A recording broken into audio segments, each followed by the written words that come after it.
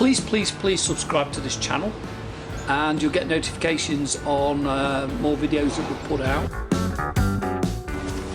So welcome back to Inkspot, and Frank and myself, Steve, we're here as published authors to help writers write, basically, and beginning authors how to put scenes together. The topic we have today is more about the opening line or the opening lines to your novel, because most agents, most publishers won't get past pretty well the first paragraph of your novel, maybe the first page. If you don't suck them in, pull them in, they ain't gonna accept it, because they look at thousands of books all the time, and they know right away that if this doesn't grab them, why wouldn't a reader be grabbed? And I think this is the hardest part of writing a novel. Probably the beginning and the ending is the hardest parts, because I mean, what you tend to find is you get yourself all sorted out, you get your computer switched on, you've got your magic pencil case, you've got your chewing gum, you've got something to drink, you sit there and you look at that blank screen and you've got to start your novel, and that is probably the most difficult. It is. Stephen King, who is not really one of my favorite authors, but he has some very profound thoughts. One of his is that to him the hardest part of any novel is the opening line. Yeah. And he sometimes will spend months developing the opening line, working it. Yeah. So it's just basically a hook, isn't it? It's a hook. You've got to pull them in right away. Yeah.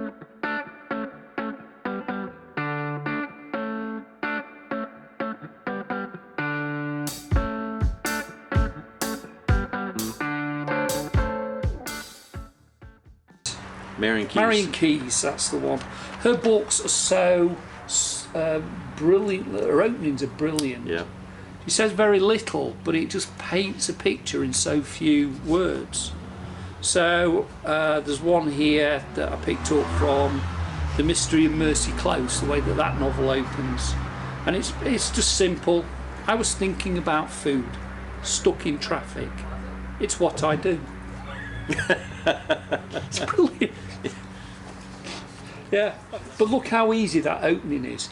I was thinking about food, stuck in traffic. Not even while stuck in traffic, exactly. Stuck in traffic. Yeah. So again, there's a contradictory statement, because she's thinking about food, but then you get stuck in traffic and you're thinking, what?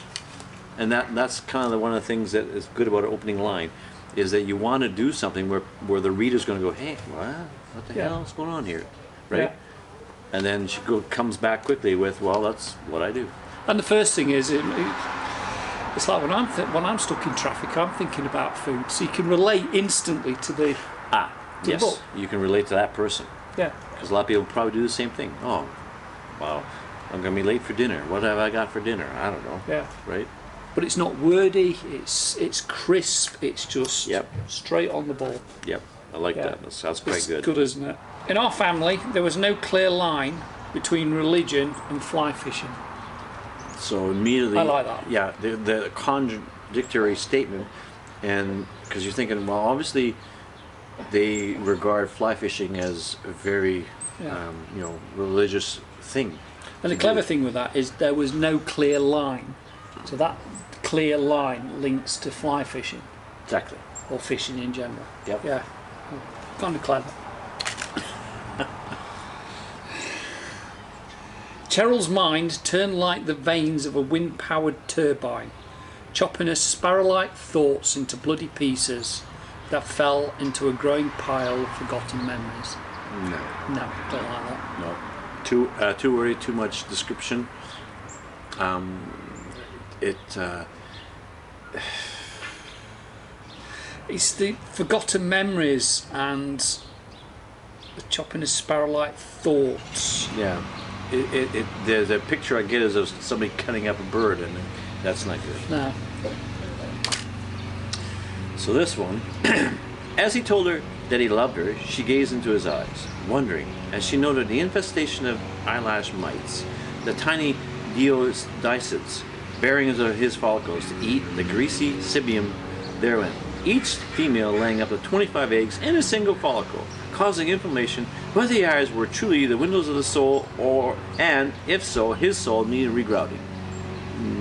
No.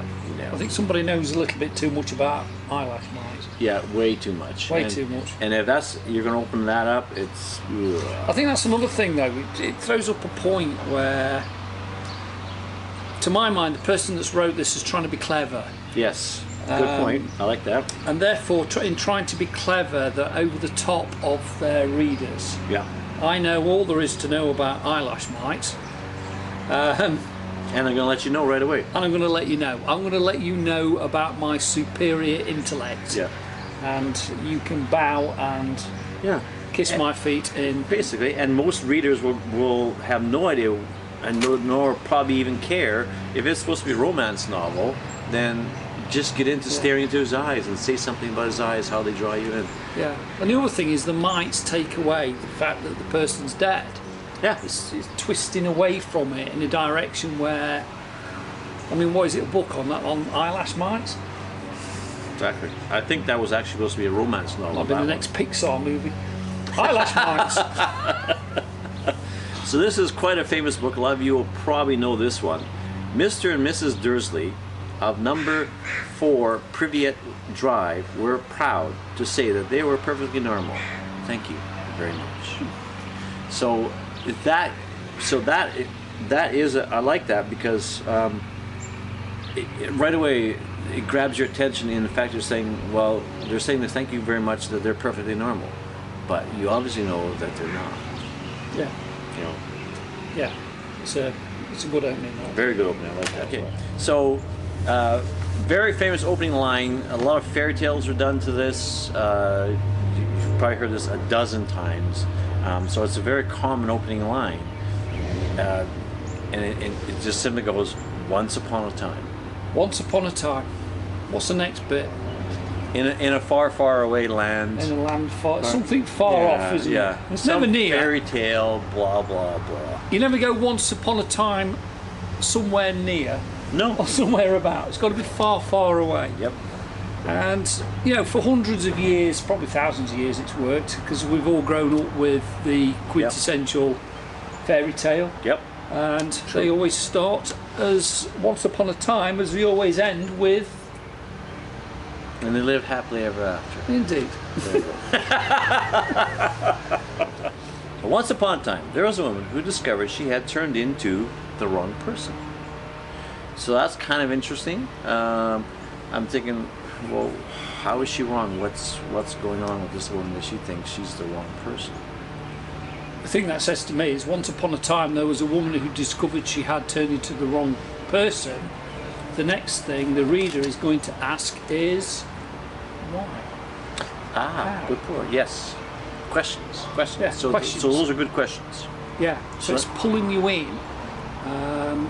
Because it's just a statement, but the statements, it's a bit like the reverse of what we was talking about earlier on, where to start with a question. Yep. This is like a reverse of that, is to start with a statement that provokes a question. That provokes a question, correct. Yeah, I like so that's that. quite clever. That one. Yeah, I like that. So the next most famous line is, for those of you that remember Snoopy sitting in his typewriter on top of his doghouse typing away. It was a dark and stormy night. The rain fell in torrents. You remember those? Yeah. Except at occasional intervals, when it was checked by a violent gust of wind which swept up the streets. For it was in London that our scene lies, rattling along the rooftops and fiercely agitating the scanty flame of the lamps that struggled against the darkness. So it got me at first, but then it's just way too wordy, and then it's telling me instead of showing me. So in brackets it says, for it was in London. Yeah. That you don't need to put that now. Yeah. That can come later. There's way too much in this one sentence. Again, it's an old way of writing. It's over descriptive. Yeah. And there's always an old adage that if a writer looks out the window and sees the sky, yes, describing the clouds and the shapes, and you know what? That's been done a bazillion times. the stratocumulus came across like leviathans of battleships. Yeah, stuff like that. Cast in a sky that was ready for a storm. Aye, aye, Captain. I think the other thing with this one, though, just before Yeah. put it in, It's 6 is it's lines that- long. It's that dark and stormy night. It's the Yeah, I already get where we are. yeah. Dark and stormy nights, the clouds, lightning crashing, you know, that whole effect is there. So you don't need to describe anything else. You need to get into the story now as to what's going on in that night. Well, I think Someone was looking at me. That's a disturbing sensation if you're dead. Now that's, I again, find that, it's the same. yeah, It's the same as a couple of these. a couple of these, but it's a question, it's a statement that answers a question. It's like, how would you know that someone's staring at you if you're dead? Yeah. Really? It kind of works, but it doesn't. No. Exactly. I don't know on that one. Yeah. It's trying. If you're writing a very bizarre novel, because you're going to have to carry on that bizarreness Yes. with your opening thing. Where do you go from? Yeah. And the other question is, if you're dead, how do you write a novel about a dead person? That's my first question. It's like, Yeah. what? Yeah. This one kind of suits my background. So, when you have to kill the same terrorist twice in 1 week, then there is either something wrong with your skills or something wrong with your world. And there's nothing wrong with my skills. Now, to my mind, that is, if you're writing special forces stuff, Yeah. it's written with the kind of lingo that people use. Yeah, I get Typical that. soldiers' lingo. And it's got that kind of thriller Yeah. aspect. And the real bravado of the guy, it's like, you know, I haven't messed up, man, so I don't know what the hell's going on here. Yeah. Right. And it's the automation of the character. Yep. With, like a military background, that kind of stuff. Yeah. So I think that is actually quite a good opening to a thing. Yep. To any kind of a book. military novel, that kind of stuff. So, shall we start with a line from your book or my book? Yeah. Let's pick. Rock, paper, scissors. Okay. Scissors. Same. No, there we go. You go first. Okay. So this is from the novel I'm working on currently, book 2 in the series of the Ainsworth Chronicles, and it opens with this: Agnes, I'm gonna frickin' kill you. Carol blurted out under her breath as she stepped onto the sloppy, muddy road of Government Street in downtown 1862 Victoria. When I get out of this, get back to the 21st century, she said. Okay. So, Steve, does that grab you? Yeah. Yeah, I think it's a good opening line to a book. And the reason I wrote it like that is to give someone the inclination, like, hang on, why is she way back there, and how is she ever going to get back to the 21st century, and why did she get there in the first place? So the whole idea, hopefully, is to hook you into that. Maybe the only thing that I would kind of counter that Yep. is Victoria. Around the world, there's a lot of Victorias. Okay. I mean, there's provinces called Victoria, there's cities called Victoria. Okay. And as you know, that when you're reading a book, the location Critical. pulls in your readers. I'll have to add maybe BC to that. Yeah, Okay. yeah. Or It's the only thing Vancouver I've got on that one, but it's Okay. Good. It's a good one. Let's get one of yours. yeah. Okay, so this is from my novel Night Stairs, which was the first novel that I wrote, and it basically begins with, "So, Mr. Campbell, tell me again about the dreams." See, I find that intriguing because right away you're assuming Mr. Campbell, I guess, is a psychiatrist or somebody or a patient. But the question raises in my mind is dreams. What dreams? Yeah. What's going on here? Yeah. So I like that. I like. So I think there's one thing there. I mean, I'll give you my criticism is, first book I've ever written is going back to that opening line. Yep. I might have done it differently. Okay. I think there's enough in there to twist you into the book, Yeah. but I might have done it a little bit differently. I'll come on to it with my second book. Okay. But yeah, and that's probably a good. It's a hint to start your book with a question. Yes. Lots of times you wanna kind of get a question in the opening scene or something contradictory to grab someone's attention, so that the reader will immediately go, what is he talking about here? And those opening lines like that I find the most interesting. Yeah. They grab me in. So here's one from my published novel, The Joining. Opens with, front desk man Samuel Desmond's eyes opened in horror as the wet, naked man thumped towards him bearing only a bath towel, a watch, and the look of a man stepping into a war zone. Now you said you weren't overly impressed with that one, Steve. Why? I think it was a man stepping into a war zone. You've got the sinister apparition of the man coming towards you. Yep. And then it goes across to a war zone. So what does a man walking into a war zone look like? Ah, well, ugly, obviously. Yeah. As you read later, he's upset because he's been locked out of his room. So this kind of describes that, and it shows his face, that he's not happy. He's PO'd, and he's coming to the front desk to get an answer as to why. Right. So. Okay. So I put that one down as a kind of an in-between one. The first fine. part of it was great. Yeah. But it kind of, to my mind, it needed to build on the thing coming towards him. Gotcha. It kind of diverted into Appreciate that. another novel. Yeah. Yeah. I get that. Oh yes, because you're thinking he's somewhere, in Vietnam or the Second World War or whatever. Yeah. But I use that word because I thought that was shows the horror, the ugliness on his face, that he's really angry. Okay. So. Yeah. Yeah. So one from a piece of writing that I'm working on was a novel called The Collection. It's nowhere near finished at the moment, but the way that I've started the Collection is this. The rock bounced 3 times before coming to rest. It wasn't skimmed with any finesse, like the rounded pebble skipping on the top of water, but that of a clammy cobblestone, hurled with enough force to wake the dead. So again, like you said about mine, that the wake the dead. So you're thinking, oh, okay, where does that come from? That's the twist. And this is kind of a horror story. Yeah. So that's the kind of the twist. It's like, oh, wow, okay. That kind of grabs me. That grabs me because I'm thinking, where's that coming from? Immediately. Yeah. I think the other thing that I kind of like about this one as well, it's another kind of tip, is to get words that rhyme or are very similar to each other. So it wasn't skimmed with any finesse. The kind of like a rounded pebble. The words seem to go together. They like dance together. Yeah. Almost like you could use it in poetry. And I've noticed a lot of authors will do this. They'll use words very similar to each other and blend them together. Yeah. So it almost comes, like a lyric. Yeah, like lyrics.